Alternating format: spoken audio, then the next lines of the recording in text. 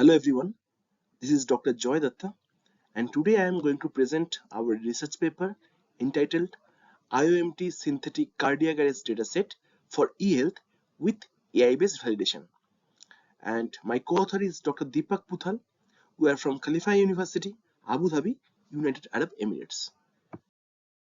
Here, this work is particularly in the domain of eHealth, which relies on IoMT to collect real-time data from medical devices and sensors, which enables remote monitoring, personalized healthcare, and enhanced patient outcomes by integrating technology and healthcare services. Together, eHealth and IoMT create a powerful collaboration that revolutionizes patient care and improves healthcare delivery. Now, when we think about the data in this particular eHealth field, so basically this data comes under two sections. Primarily, we can think of two parts. The first part is EHRs, that is electronic health records, which is basically cloud based. And the another one is IoT based, that is Internet of Medical Things based data. Okay, so these are the two types of data that is available in the eHealth field. Here, in this research, our focus is IoMT data. Now, why IoMT? So there are multiple reasons. So one of the primary reason is this IoMT data helps us to go for real-time monitoring and diagnostics of the patients. Okay. Not only this, along with this, personalized healthcare is also possible with the help of IoMT. It also enables us to go for predictive analytics and preventive care. Also, the concept of remote patient monitoring and telemedicine, these things are actually feasible because of IoMT. It also helps us to go for research and population health management. Now, to work in IoMT field, one particular medical condition we need to identify where our primary focus will remain fixed. In this case, we have selected cardiovascular diseases. Why? Because it is highly fatal and it is responsible for around 33% of all global deaths. As a researcher, working in this particular field, that is the health field, is not very easy. The main problem of working in this field is getting the data. So there are lots of reasons that is actually preventing us to work in this particular field. And some of the primary reasons are data privacy and security, the issue of interoperability, data quality and accuracy is also another major issue, data volume and scalability, ethical and legal considerations. All these things we have to consider when we are working in this particular field and we are working with the data of individual human being. So getting a real world data set for the experiment, for different experiments, is really difficult for researcher in this particular field. So what is the solution? The one potential solution could be synthetic data. What is synthetic data set? So as the name suggests, the synthetic dataset is similar to a real-world dataset but generated programmatically. Unlike real-world dataset, it is not collected by any real-life means or surveys or experiments. A synthetic data is generated as per the requirement of the project and is used for a wide range of activities including training robust AI models, testing and validation of models in these purposes. Now when we go for background study, we found multiple synthetic data generators have been introduced in the last decade, fueled by advancements in machine learning and the increased demand for fast and inclusive data sharing. In general, data are insufficient either because of sample rarity or because the data are impeded from being accessed for privacy concerns or confidential protection. So, while preparing the synthetic data, domain knowledge is crucial because limited and insufficient samples cause low generalization of machine learning models, which cannot provide reasonable prediction, which is the requirement. Thus, the reason for going with synthetic data is to generate plausible data samples. such that we can get real time and good predictions. Now, when we search for eHealth data over the internet, one common thing in most of the available dataset has is that the data information is clinical. That is, mostly those are EHRs, that is electronic health records. But the present data requires, in case of life-threatening medical condition, we must go for proactive approach rather than a reactive approach. And with the help of EHR, we can go with a reactive approach, not a proactive approach. So this proactive approach is only possible with the help of IoMT data. So that means IoMT means IoT enabled those smart devices that we are actually using in our day-to-day life. Those are nothing but smart watches, smart t-shirts, different technical gadgets, real-time smart gadgets, those things. And to the best of our knowledge, these kinds of IoT dataset is not freely available for the researchers, which is required. Thus, our contribution is here devising a synthesized dataset with features based on IoMT that can predict cardiac arrest, that is, generate synthetic IoMT data to identify cardiovascular diseases, and finally, validate the dataset with some standard machine learning techniques to understand its applicability to AI regarding prediction measurement in different scenarios. So the next question is how we can prepare this IoMT dataset. To prepare the valid ranges of feature values for the cardiac arrest prediction, we took help from published research articles, government websites, newspaper articles, medical magazines, etc. The primary goal of this data is to give researchers a dataset where they can apply different machine learning and AI models to test their models' prediction accuracy in the IoMT field. To prepare the dataset, here we are considering only those IoMT-based feature values for cardiac arrest that have been medically fact-checked and published in some of the literatures. The features that we have considered for creating this IoMT dataset for our research are nothing but pulse rate, breathing rate, speed of individual, distance traveled by the individual, and oxygen saturation level of the individual. Here pulse rate is measured by ECG sensor, which measures the number of times your heart beats per minute.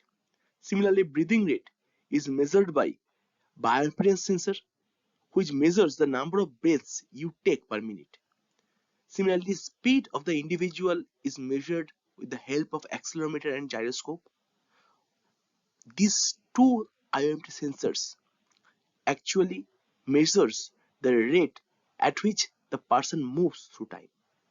Similarly, distance traveled is measured with the help of IoMT sensors, accelerometer and GPS, and oxygen saturation is measured with the help of SpO2 sensor, this pulse oximeter, which measures the amount of oxygen circulating in one's blood. After finalizing the features, our next step is go for subject data preparation. So here in this particular slide, you can see we have prepared data for two subjects. Two subjects are for two different age groups. One particular subject, that is subject 1, is for age 70 years old male, and the second subject, that is subject 2, is for a 40 years old male. Okay, and for both the subjects we have considered both the conditions, that is a normal condition, what will be the different feature values that we have considered earlier, and in cardiac arrest condition what will be the feature values, and these feature values are supported by different peer reviewed journals and conferences and medical articles. Like here in this particular example, say for subject 1, if we are considering say like heart rate or pulse rate for the particular individual, so during when the person is taking rest, the value should be within the range of 60 to 100 bpm. When he is doing his daily work, normal daily work, the range should be within 75 to 128 bpm. Similarly, if the person is pushing himself like beyond his limit, like the person is running with 7 kilometers per hour, 8 kilometers per hour, something like that. So uh, uh, at max his heart rate could go up to say 150 bpm. In this way, this is the normal condition. Similarly, for each and every scenario, like when he's running, when he's doing his daily work, when the person is taking rest, which values are absurd, which values are not possible, those values are actually listed under this cardiac arrest condition, and those particular condition could trigger a cardiac arrest. Similarly, for the subject 2, you can see the same thing. The same thing is also listed here in this particular table.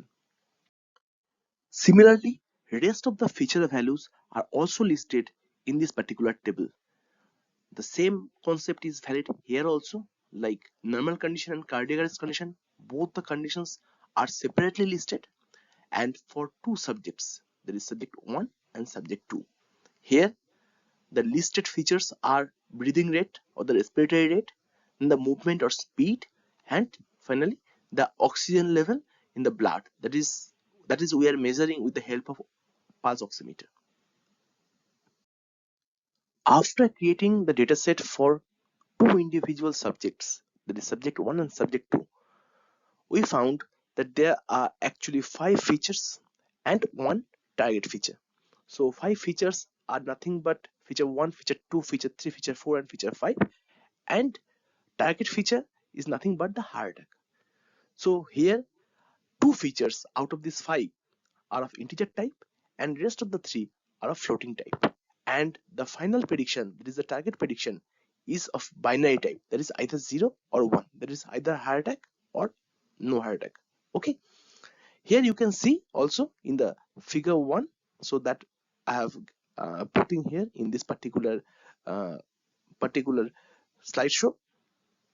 So there are 120,000 instances, okay, and there are no missing values present in this particular data set. Next, when we create a heat map of correlation for the IoMT features considered in the synthetic dataset for subject 1, it is clear from the heat map generated from the synthesized data that only SpO2 has a negative correlation with the heart attack. But all the others, means all the other features, have positive correlation with the target feature. What is the target feature? Target feature is heart attack. The reason for SpO2's negative correlation with the heart attack is that the decrease in SpO2 actually triggers the conditions that could lead to a heart attack, which is true in real life. Actually, a lower value of SpO2 signifies a lower oxygen level in the blood. Next, in the exploratory analysis of subject 1, when we plot a histogram of each of the features of the IoMT dataset, including the target feature, that is the heart attack, this histogram actually gives us an overall idea of the synthetic dataset. It is also found that the target feature is evenly distributed, the target class is balanced, and the dataset is not skewed. The feature range that is standard for this specific age group and the count of the number of the instances also supports the same. Next, for data validation, we have verified some standard machine learning models, that is logistic regression, K-nearest neighbor, support vector machines, that is SVM with linear kernel and RVF kernel, naive-based classifier, decision tree, or random forest. Here we have used Python for scripting, and default parameters we have used for training these mentioned classifiers. For the data preprocessing step, we have used feature scaling to improve the accuracy. The reason for using this feature scaling is because the ranges of the feature values, these different feature values, are actually different. So scaling these features in a standard range is called data normalization, that actually helps to improve the accuracy of the models. Here we have used 80% data as training data and remaining 20% data for testing data. Here in this particular figure, you can see the accuracy plot for all these machine learning models. And as you can see, this figure tells us that the decision tree and random forest are outperforming the other models in this case. Next, we have created a confusion matrix to understand each individual model's performance.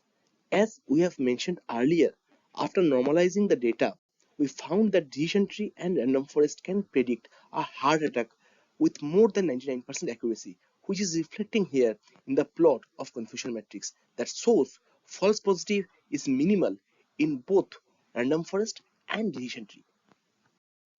Finally, to validate the result further, we ran them through the tenfold cross-validation, which yielded similar accuracy as the previous one. You can see decision tree and random forest is also giving us similar result. So the final takeaway is we have created a dataset with realistic feature values that can be used to evaluate the performance of various AI/ML models in the medical field. And to validate the dataset, we have applied different machine learning models and confirmed the accuracy for both subject 1 and subject 2. The code and dataset, all the things are actually available online and in this given link. These are the references that we have used in our research. Similarly, these are some of the other references that also we have used in our research. Thank you very much for your time and patience. If you have any queries, please feel free to contact us in this given mail ID. Once again, thank you. Have a nice day.